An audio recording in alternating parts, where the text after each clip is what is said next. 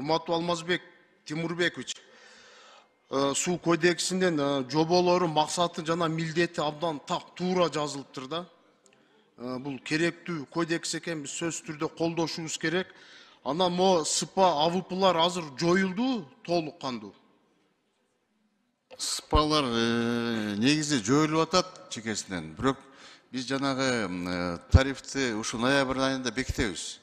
Бекиткенден кийин анан ар бир дыйкан менен келишим түзүп баштайбыз. Ошондо СПАлар өзүлөрү негизи жоюлду. Жоюлат да, сиздердин балансыңыздарга өтөт. Ошону эртерээк жоюш керек, себеби аларда спецтехникалар жок да. Сиздерде азыр Кудайга шүгүр бир топ техникалар келди, региондорго, райондорго бүт таратып бердиңиздер. Ал үчүн эл ыраазычылыгын билдирип атат.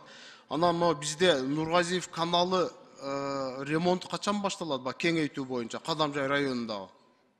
Нургазиев каналы эмки жылы курулуш иштери башталат. Азыр проектisi бүтүп атат. Дүнөлүк банк менен 2 объект бүттү.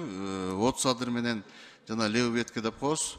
Нургазиевдин проектisi ушул айда өткөзүп берет тиги проектировщик. Анан процедураны баштап эмки жылы курулуш иштери башталат.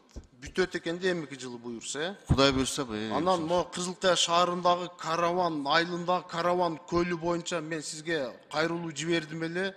Ушу боюнча да эртерээк бир долбоорго киргизип, ошо караван көлүнү кеңейтүү боюнчабы же тазалоо боюнчабы ишти бүтүрүп берсеңиздер, себеби ошол караван Кызылкая айылынын жанындагы бир топ айылдар Савкоз, Акбулак таза сууга да муктаж, сука сууга да муктаж да. Аталган суу кодексин сөзсүз түрдө мен колдоймун. Рахмат.